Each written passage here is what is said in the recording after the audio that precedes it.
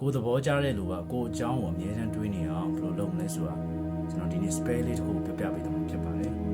မြန်မာလိုပြောမယ်ဆိုရင်တော့စီရင်ပေါ့နော်လူတိုင်းလောကလွယ်မဲ့ spell လေးတစ်ခုစီရင်လေးတစ်ခုကျွန်တော်လုပ်ပြပေးတော့မှာဖြစ်ပါတယ်အဲ့တော့ဘာလို့လဲဆိုတော့စာရွက်ဖြူဘာမှမရှိတဲ့စာရွက်ဖြူပေါ့နော်အသက်ရှင်ပြရပါမယ်စာရွက်ဖြူလေးတစ်ခုစာရွက်ဖြူလေးတစ်ခုလုပ်မယ်စာရွက်ဖြူကိုကျွန်တော်ဒါဘယ်လိုလုပ်ထားလဲဆိုတော့ကျွန်တော်ရေမွေးဆွတ်ထားတယ်ရေမွေး6ဝါပြီပေါ့နော်ဒါကတော့ရေမွေးဆွတ်ထားတယ်6ဝါပြီအဲ့ဒါကိုကျွန်တော်ယူပြီးတော့သုံးမှာဖြစ်ပါတယ်နောက်ပြီးဘောပင်တစ်ချောင်းလုပ်မယ်ဘောပင်အနီးဆိုရင်ပိုကောင်းတယ်ဒီညမှာကျွန်တော်ဘောပင်ပြပဲယူတယ်ပြအောင်သုံးမယ်နောက်ပြီးတော့တကြားအနေငယ်လို့အများကြီးမလုပ်နော်တကြားနည်းနည်းဆိုရဒါဆိုရင်ဒါများတော့များနေလို့ပြောပြရအဲ့တော့ဘယ်လိုလုပ်မလဲဆိုတော့စစချင်းမှာစာရွက်လေးကိုကျွန်တော်တို့ကိုလက်နဲ့ကိုဖြဲလိုက်မယ်ပတ်လည်းဖြဲမယ်ညီစရာမလုံးတော့လက်နဲ့ဖြဲမှဖြစ်တော့ညီမှလည်းမဟုတ်ဘူးအဲ့တော့ပတ်လည်းဖြဲမယ်ကျွန်တော်ငါလုပ်ပြပေးမယ်နော်ပတ်လည်း၄ကြောက်ပတ်လည်းပေါ့နော်စာရွက်ပေါ်တဲ့အတိုင်း၄ကြောက်ပတ်လည်းဖြဲလိုက်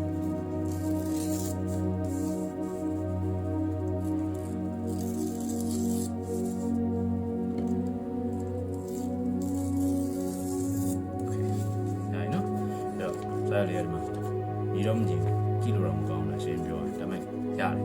ဒီတိုင်းလေးပဲကျွန်တော်ဆက်လုပ်နော်အဲ့တော့စားရဖြည့်ပြင်ဘာလုပ်မလဲဆိုတော့စားရွက်လေးကိုကျွန်တော်ကိုတန်နဲ့လက်ပေါ့ညာလက်နဲ့တန်မယ်ဆိုရင်ညာလက်လေးနဲ့ပုံမယ်ဘယ်လက်နဲ့တန်မယ်ဆိုရင်ဘယ်လက်လေးနဲ့ပုံပို့တဲ့ချိန်မှာကိုယ့်ရဲ့ energy စီးဝင်သွားတယ်ဆိုတဲ့ဟာမျိုးပေါ့နော်ကိုယ့်ရဲ့အစွမ်းတတ္တိတွေဒီစားရွက်လေးတဲ့စီးဝင်သွားတယ်ဆိုပြီးစိတ်ထဲကနေပြီးဆွဲထည့်တဲ့ပုံစံမျိုးလေးလုပ်နေမယ်စိတ်ထဲမှာမှတ်ထားမယ်ပြီးရင်သူ့ရဲ့နာမည်ကိုစိတ်ထဲမှာရွတ်နေဒါပေမဲ့ဒီနေရာမှာကျွန်တော်မောင်မောင်ဆွဲနာမည်လေးနဲ့လုပ်မှာနော်စိတ်ထဲမှာ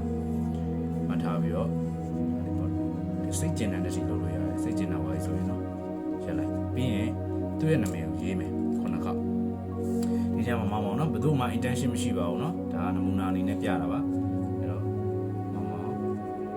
ဆိုတော့ကျွန်တော်တို့ခုနခေါက်ရေးမယ်ဘောပဲအနေနဲ့ဆိုပိုကောင်းတယ်ပေါ့နော်ဒီနေရာမှာကျွန်တော်ဘောပဲပြပါရှင်းတော့ဘောပြမတော့ပါနဲ့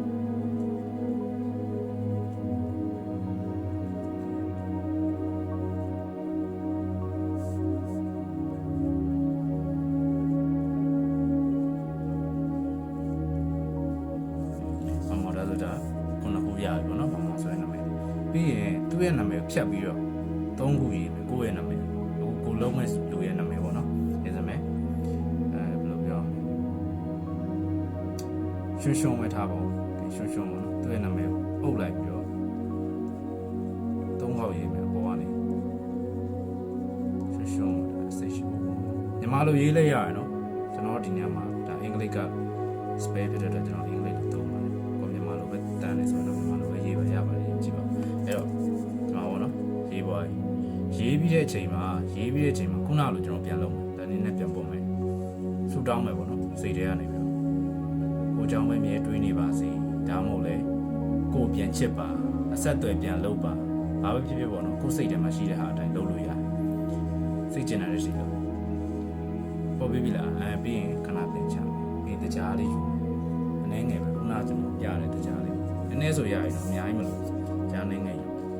ယူဖိတ်ကြမှာကြောက်ခံလိုက်မယ်နော်ကြားလေးနဲ့ပုံပြီးတော့ပြန်ဆူတောင်းကိုเจ้าမြဲတွေးနေပါစေကိုစီပြန်လာပါစေကိုဆက်သွယ်ပြန်လုပ်ပါစေကိုပြန်ချစ်ပါစေပေါ့နော်မျိုးပေါ့တဘောကိုစိတ်ထဲမှာရှိတဲ့အားလေးတစ်ခုလေးဆူတောင်းပြီးတော့ကြားလေးနဲ့ပုံအများကြီးမလို့နော်ကြားလေးနဲ့ပဲโอเคရဒါဆိုရင်စာရွက်လေးရโอเคပြီးရင်စာရွက်လေးကိုကျွန်တော်ခောက်တဲ့နေရာမှာရေးကြည့်တယ်ခောက်တဲ့နေရာမှာဟိုဘက်ကိုမခောက်အောင်ကိုယ့်ဘက်ကိုခောက်အောင်ခောက်တိုင်းမှာ၃ချက်ခောက်အောင်မယ်ခောက်တိုင်းမှာကျွန်တော်ဆူတောင်းအောင်မောင်ငါ့ကိုပြန်ဆက်သွယ်လုပ်ပါစေမောင်ငါ့ကိုဆက်သွယ်ပြန်လုပ်ပါစေမောင်ငါ့ကိုဆက်သွယ်ပြန်လုပ်ပါစေအဲဒါစာရွက်လေးရအဲ့ဒီစာရွက်လေးကိုကျွန်တော်တို့ကဘာလုပ်ရမလဲဆိုတော့အဲ့စမဲ့ကို့မှာဝါစာဗီဒီယိုရှိရဆိုဝါစာဗီဒီယိုအောင်မထည့်ပြီးထားလို့ရတယ်ဒါပေမဲ့တခြားတွေပါတဲ့အတွက်မလုပ်တာတော့ကောင်းပါတယ်အဲ့တော့ဘယ်လိုလုပ်ရမလဲဆိုတော့ဒီစာရွက်လေးကိုမီးရှို့အောင်ကျွန်တော်လုပ်တဲ့နေပေါ့နော်မီးရှို့မယ်လို့ရှို့လေကျွန်တော်လေးရှို့မပြောင်းနိုင်မိသေးရှိမကိုကပြောင်းနိုင်မိမရှိလို့တနေရာမှာရှို့ကျင်တယ်ဆိုလဲရရနော်ဒါကတော့ကျွန်တော်လွယ်ပြတယ်ရှို့လိုက်နော်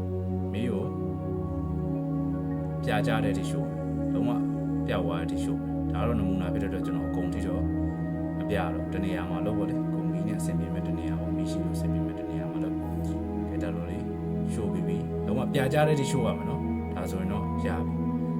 ဆက်မသွဲလာသေးဘူးဆိုရင်တစ်ခေါက်လုံး4ရက်လောက်စောင့်ကြည့်တစ်ခေါက်လုံး5ရက်လောက်စောင့်ကြည့်လုပ်လို့ရနော်ခဏခဏလုပ်လို့ရ spare ဖြစ်တယ်အဲ့တော့ကြရပြီပေါ့နော်ဒါတော့ပြီးသွားပြီပြောစရာလေးရှိရလေးပြောပါဒီ spare နဲ့ပတ်သက်ပြီးပြောစရာလေးရှိအဲ့ဒါဘာလဲဆိုတော့ဘာပဲလုပ်လို့ကောင်းတဲ့စိတ်နဲ့လုပ်တာတော့အကောင်းဆုံးပဲနော်ဘာပဲလုပ်လို့ကောင်းတဲ့စိတ်နဲ့ပဲလုပ်ပါအဲ့တော့ကိုယ်နဲ့ထိုက်ရတာကြီးနဲ့ကိုယ်ကိုပြတ်သွားတဲ့လူမျိုးပါမျိုးဆိုရင်လည်းဒါလုပ်လို့ရပါတယ်နော်မကောင်းတဲ့စိတ်နဲ့တော့တမ ्या ကိုဒါကကောင်းတဲ့ spare ဖြစ်တဲ့ကောင်းတဲ့စီရင်ဖြစ်တဲ့ကောင်းတဲ့စိတ်နဲ့ပဲလုပ်ပြီးဖို့